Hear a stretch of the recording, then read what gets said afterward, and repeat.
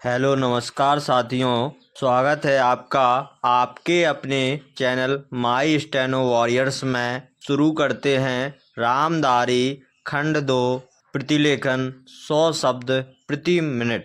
Dictation start होगी 5 second बाद।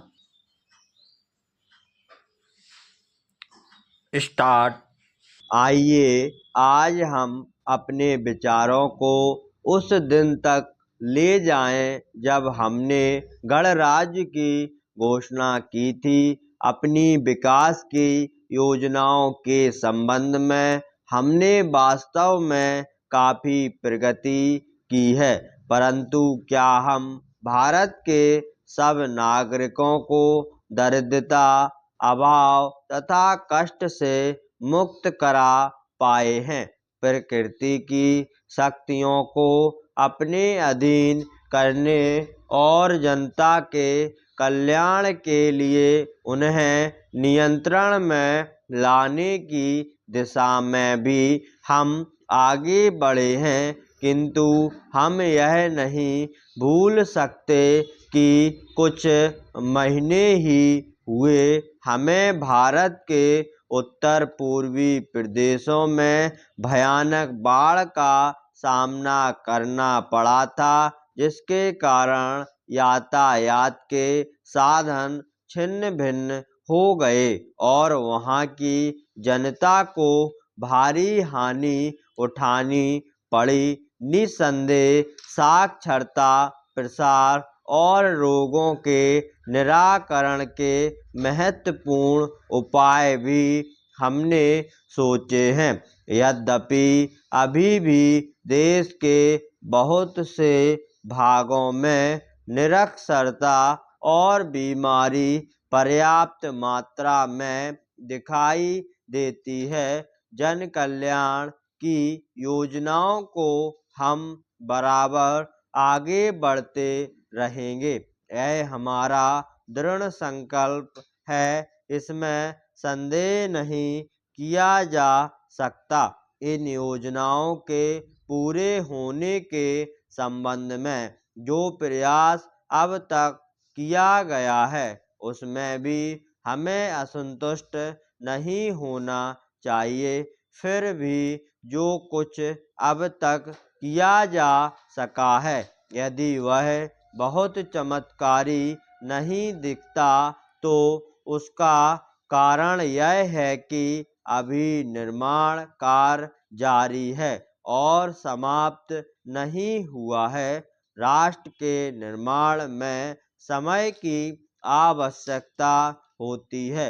आज हमारा गणराज्य दिवस है और भारत जैसे प्राचीन राष्ट्र के इतिहास में 5-7 वर्ष की अवधि एक स्वल्प काल है।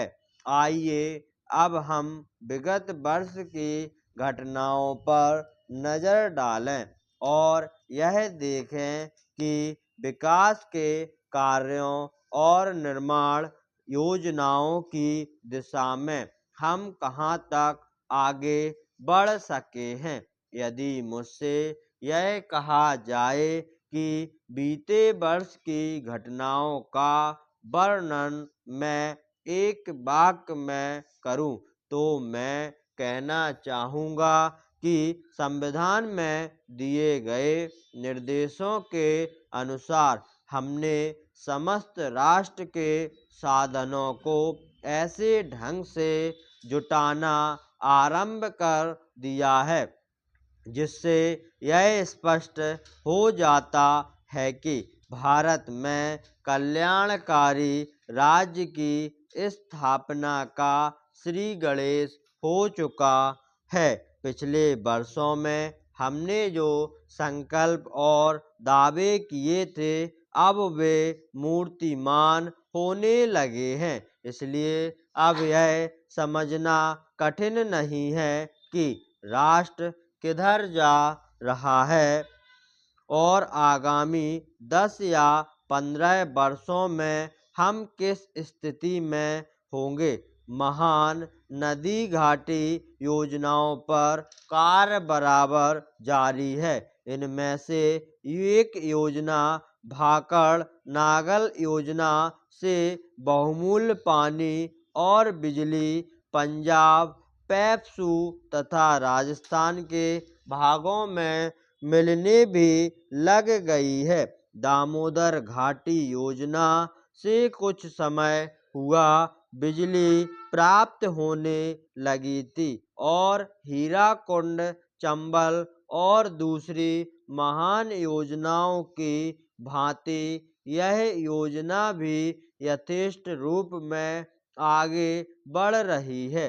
भाकड़ नागल योजना का प्रथम चरण समाप्त होने से अब यह स्पष्ट है कि इन महान योजनाओं के द्वारा देश में कितने महत्वपूर्ण परिवर्तन हो जाएंगे।